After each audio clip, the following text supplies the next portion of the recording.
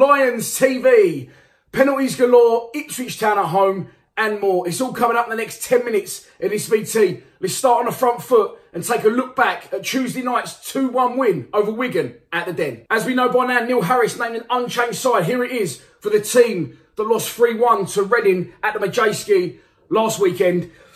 I think that was a bold move, a very bold move, but a move I definitely agreed with.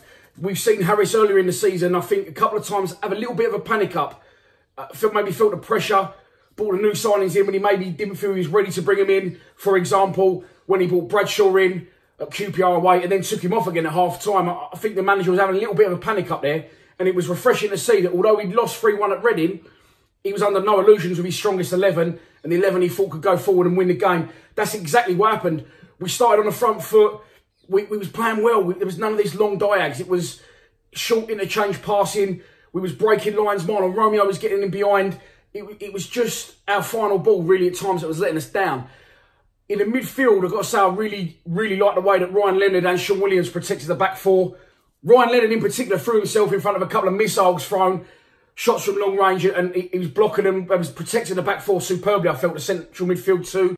Shane Ferguson, absolutely different class, a new man, a man rejuvenated. He's angry, he's hungry, he's hangry almost, if you like. I wouldn't like to meet him in the street after I've been saying for a long time that he's not up to it. Technically, I always knew he was, but it was just everything else that went with his game, and he's just like a lunatic on a pitch at the minute. For me, probably man of the match along with Jed, but I'll get onto that. Fergie, you know, a couple of times he did put passes that went wrong. He put a couple of crosses that didn't go anywhere, but it didn't bother me because I know he's trying his best. I know he's doing everything he can to stay in that team. And when a player looks a little bit lazy and they don't really look interested and they're putting a wayward pass or a wayward cross, that's when, you know, you get on their bollocks. But for me, okay, he made a couple of slight mistakes, a couple of crosses, as I said, went wayward. It didn't bother me because I knew he was giving it his all. I knew he wanted to be out there and I knew he wanted to play for the shirt. Now, as good and as strong as we was in the first half, we've gone behind, bang on half-time. I knew it was going to happen. I said to my mate it was going to happen. And nothing crossing. Having seen it back, I didn't even realise at the time it's Jed Wallace. Yeah, Wallace, as well as he played, he sort of turns his back on the ball and doesn't even attempt a header. It catches him on the shoulder and that's going to go in the net one time out of a million, let alone one time out of 100. So we come out for the second half and James Meredith's been taken off. Shane Ferguson goes to left back and Aidan O'Brien comes on left mid. And that proves now the strength in depth and the competition for places that we've got at the club, because James Meredith is sort of the Gary Neville of Millwall. He's the first name on the team sheet. He's your Mr. Reliable fullback. And he's been absolutely phenomenal since he signed for Bradford last summer. But even he's not safe now. No one's safe. And having seen the second half performance, I'll be tempted to leave Mezza out for Saturday's game against Ipswich, because Aidan O'Brien come on and he seems to have... He was hungry for it. He was very, very direct with his running, and he made a real difference. But before we got back into the game, let's talk penalties. The amount of penalties we're conceding is an absolute joke. I've got to say, I've watched the Reading one over and over and over again, and for me, Marlon Romeo gives away a stonewall penalty at Reading. Maybe it's the camera angle. I wasn't at the game, so I can't comment too much. But for me, stonewall penalty. This penalty, he doesn't touch the guy. But what the guy does is, he takes advantage of Marlon Romeo being out of position and he uses his body in the correct way and cons the ref into a penalty. Josh Windass steps up and I'm thinking this game over. After I marked him as a danger man for Wigan, absolutely balloon-a-doos it over the bar into the upper tier of the North Stand, and we get our stay of execution. We literally go straight up the other end. We get a penalty of our own. Again, Aidan O'Brien, yes, this one was a penalty in my opinion, but he uses his body correctly, as the Wigan striker had done.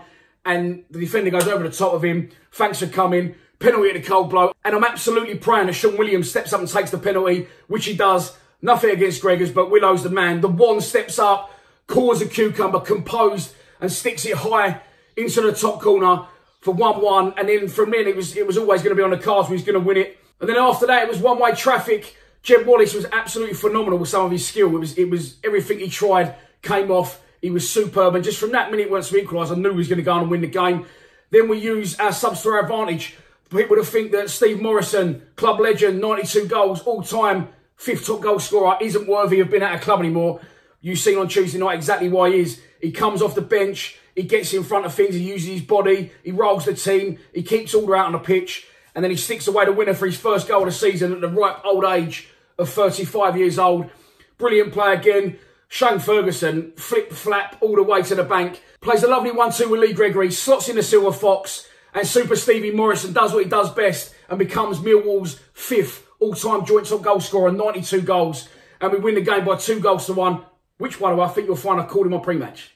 The win, of course, takes us out of relegation zone, puts us 19th in the table and sets us up lovely for Saturday's home tie against Ipswich Town at the Den. It is the club's official Remembrance Day this Saturday, so there is no better time to get down to the Den and back the boys. We will be looking for our 3rd win in 4 games, so although Reading sets back a bit, I do really feel we've turned the corner. The opposition, of course, are managed by Paul Hurst, who got the gig in the summer. Obviously, he done well at Shrewsbury, took them from sort of a nothing League One side to promotion within a season.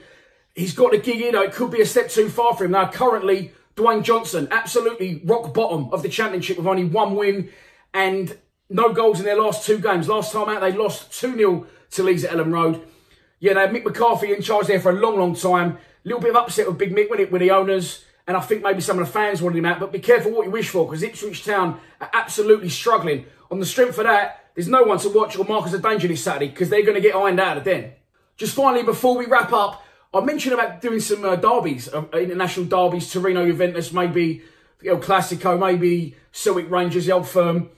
And I've got some serious grief over that in the comments. This was, and always will be, a Mill channel. You're obviously not listening to what I've said.